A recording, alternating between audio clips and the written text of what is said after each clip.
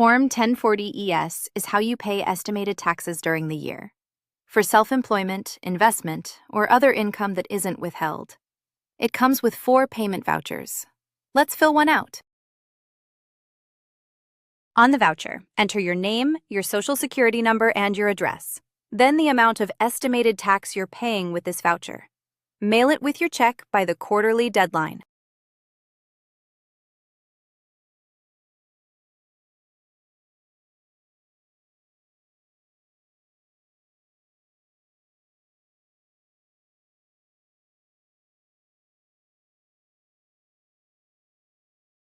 Use a separate voucher for each quarter: April, June, September, and January.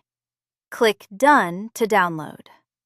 Fill yours out free at FormsPal.com.